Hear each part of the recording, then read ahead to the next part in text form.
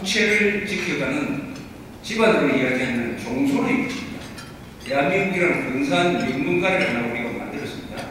그 명문가를 이어가고 그 전통을 개선하고 그 명문가를 자랑을 하고 그 명문가를 보호해야 될 위치에 있는 수문장이 아니라 바로 그 종소를 있는 이 한나라당이 어떤 역사관을 가지고 있느냐 하는 것은 단적으로 이야기하면 이승만 대통령과 박정희를 어떻게 보느냐, 이승만을 부정적으로 보느냐, 박정희를 긍정적으로 보느냐. 긍정적으로 본다면 그러면 이승만 박정희가 남긴 이 유산을 어떤 식으로 개성하고 있느냐, 어떤 식으로 개성하고 있느냐. 개성하지 않다면은 명문의 자격이 없는 거죠. 종소의 자격이 없는 거죠. 그 집안이 좀 모자라더라고요. 종소는 그 선조들을 자랑을 합니다. 그러나 이승만 박정희는 20세기에 10대 지도자에 들어갈 만한 위대한 인물이었습니다. 이승만 자유 위에 대한민국을 세웠습니다. 박정희는 그 자유를 지킬 수 있는 경제력과 군사력을 건설했습니다. 대한민국의 생명줄인 한미동맹은 이승만 대통령이 6.25 전쟁이라는 이 전쟁의 전 처리 과정에서 아주 처절한 대미 외교를 통해서 만들어낸 우리의 생명줄입니다. 이 이승만 박정희 정신을 한나라당이 계승하지 않는다면 도대체 누가 계승을 하는가? 이승만 박정희라는 이 위대한 인물, 제가 부러워하는 오바마 대통령까지 외국에 가서 우리 대신에 선전해주는 이 근사한 대한민국의 성공은 그러면 드라마만 있고 주인공은 뭐냐? 드라마가 성공하면 주인공이 잘해서 성공하는 거 아니겠습니까? 그 성공 드라마의 2대 주인공 이승만 박정희의 이 위대한 유산을 이어가지 못한다고 한다면 그 정당은 명문을 지킬 종소를 자격이 없고 스스로 굴러온 복을 찾아버리는 것이 아니냐 하는 생각을 할 것 같습니다. 보수 세력이 왜 한나라당을 싫어합니까? 헌법을 지키지 않기 때문에 한나라당을 싫어합니다. 헌법이라는 것은 국민들이 지켜야 될 가장 중대한 규범입니다. 헌법 정신을 지키지 않는 정당이 오늘날 집권 세력이 됐다 하는 점에서 대한민국의 외로움이 보이시죠. 우리 헌법 중에서 제일 중요한 게 1조 3조 4조입니다. 이것은 모든 국민들이 외워야 하고 1조 3조 4조의 인간관계를 아주 잘 해석해서 그것을 교육의 지표로 삼아야 하는 것입니다. 1조 대한민국은 민주공화국이다. 헌법 제3조 그 대한민국은 영토가 한반도가 그 속도수다. 따라서 북한 지역까지 민주공화국으로 만들어야 된다 하는 의무를 주고 있습니다. 그래서 헌법 제4조가 있는 거죠. 대한민국은 통일을 추진하되 자유민주적 기본 질서에 입각하여 평화적으로 통일해야 한다 하는 것이 헌법 제4조입니다. 자유민주적 기본 질서에 입각한 평화적 통일을 해야 된다. 쉽게 말하면 자유통일을 하되 전쟁을 하지 말고 평화적으로 해야 된다. 그러면 1조, 3조, 4조를 한마디로 요약을 하면은 북한 노동당 정권을 해체해가지고 한반도 전체를 민주공화국으로 만들어야 된다 하는 엄명을 우리 헌법이 내리고 있습니다. 거기에 또 우리가 다 동의를 했어요. 우리의 약속입니다. 북한 노동당 정권을 해체해가지고 한반도 전체를 민주공화국으로 한다. 북한은 한반도 전체를 사회주의화한다라고 논언주의에 정해놓고 있습니다. 그래서 우리가 지향하는 것은 자유통일이죠. 평화통일이 아니죠. 평화적 방법에 의한 자유통일을 우리 헌법이 명령을 하고 있습니다. 그런데 한나라당에서 지금 공식적인 연설이나 문건이나 정책이나 국정지표나 이런 데서 자유통일이라는 말을 쓰지 않습니다. 평화통일이라는 말을 써요. 평화통일은 북한도 씁니다. 그러나 평화적 정화통일도 북한이 쓰는 평화통일안에 들어가 있어요. 우리가 그것은 받아들일 수 없습니다. 평화적 자유통일. 그리고 통일은 방법보다는 목표가 중요하죠. 왜 자유통일이라는 말을 쓰지 않느냐? 자유통일이라는 말을 쓰지 않고 어떻게 좌파하고 싸울 수 있으며 국민들한테 통일세를 내라고 할 수 있느냐? 평화통일보다 자유통일. 이것은 헌법의 명령이기 때문에 우리나라 어떤 정당도 평화통일이라는 기치를 내걸 수 없습니다. 반드시 자유통일이라고 해야 됩니다. 자유통일. 평화적 적화통일을 우리가 허용하지 않기 때문에. 왜 헌법을 지키지 않는다고 이야기합니다. 우리의 국가 목표는 헌법 안에 다 들어가 있습니다. 헌법의 해석을 하면 누구나 알아들을 수 있게 헌법이 잘 되어 있습니다. 보수가 뭐냐라고 물으면 저는 보수 헌법을 지키려는 사람이다 라고 이야기를 합니다. 보수 헌법을 지키려는 사람이다.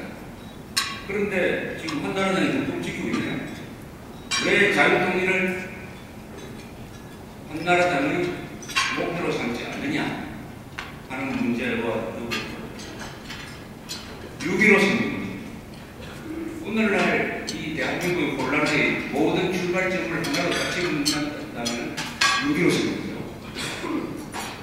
김대중 씨가 노벨상에 욕심이 있었던 것으로 추정되는데 4억 5천만 달러 지금 발언을 많이 하는 박지원 씨가 주동이 돼가지고 북한하고 미밀회담을 해가지고 국민들의 동의를 받지 않고 현대그룹을 앞세워가지고 4억 5천만 달러입니다. 4억 5천만 달러를 김정일의 해외 비자금 계좌 등으로 보내가지고 매수한 것이 2000년 6월 제1차 평양회담이었어요. 전 정상회담이라고 부릅니다. 정상회담은 대한민국의 유일한 합법국가이고 정통국가인 대한민국 대통령과 광국가단체의 주계인 김정일을 같은 동격으로 취급하는 그 말이 잘못됩니다. 그래서 제1차 평양회담이라고 저는 항상 생각합니다. 거기서 만들어진 것이 6.15 선언이고 이 6.15 선언은 돈을 갖다 바치고 약점이 잡힌 김대중을 앞에 세워놓고 김정일이가 평소에 원하던 대남 적화 전략 문서를 딱 들이대놓고 거기에 도장을 찍도록 만든 것이 6.15 선언이죠. 그래서 6.15 선언대로 하면 대한민국 적화되게 딱 되어 있습니다. 6.15 선언대로 하면 적화예요. 그래서 6.15 선언 이후에 북한에서는 대남 적화라든지 사회주의파라든지 공산화라는 말을 일체 쓰지 않습니다. 6.15 선언 실천이라고 얘기합니다. 6.15 선언 실천.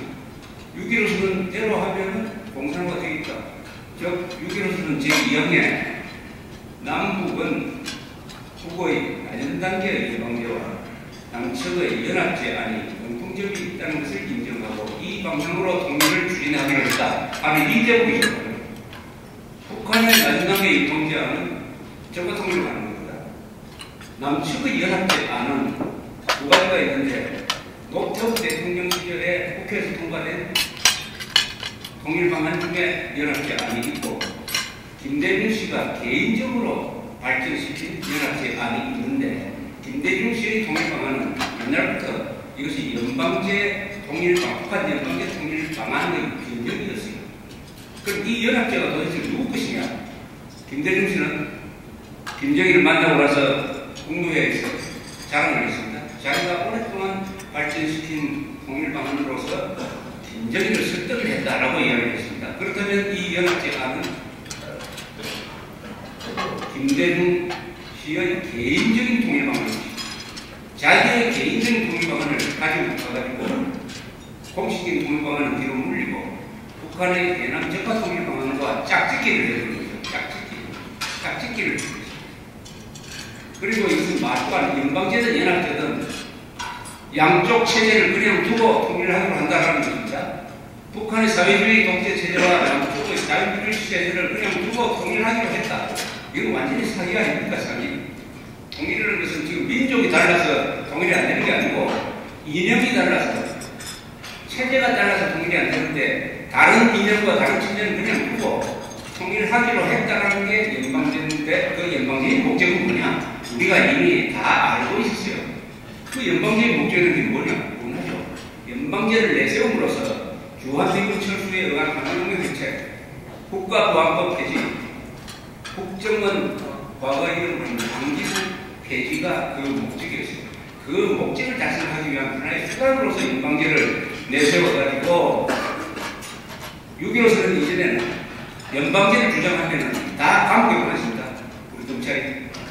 왜냐? 북한의 보안에 동하는 가장 중요한 특징이 연방제였습니다. 그런데 그 뒤는 연방제를 주장을 해도 우리가 처벌을 하지 못하고 있습니다. 그래서 6.15선언은 남한의 친북 좌익 세력들한테 합법적으로 활동할 수 있는 마패를 하나씩 줬습니다. 마패. 반역 면허증이 되었습니다. 반역 면허증.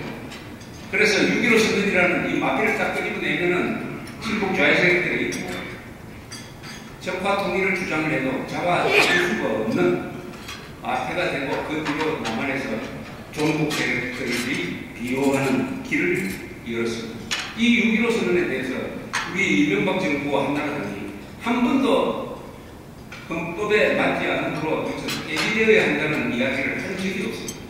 한 번도 하지 못합니다. 지금 딱 사실상 당론으로는 한나라당과 이명박 정부도 6.15 선언을 개성한다. 이렇게 되어 있습니다. 공식적인 발언은. 대한민국을 멸망시키는데 김정일과 협조하겠다. 그 약속을 지키겠다. 대한민국의 여당이, 대한민국의 대통령이 대한민국의 적화가 뻔한 그것을 실천하겠다고 하면 자살하겠다는 겁니까? 이 가장 중요한 문제에 대해서 아무도 진지하게 한나라당 안에서 문제 제기가 없다 하는 것은 아주 절망적인 것이 아니냐 이렇게 생각을 합니다. 그래서 한나라당의 이념이 뭐냐 하는 데 대해서 애매하게 된 것입니다. 더 애매하게 된 것은 이명박 대통령이 기름사부터 시작을 해가지고 이념은 낡은 것이다. 이념의 시대는 끝났다. 라고 이야기를 하기 시작하고 그것을 정책적으로 뒷받침하기 위해서 중도실용이라는 말을 걸었습니다. 요새는 공정사회 것으로 바뀌었습니다.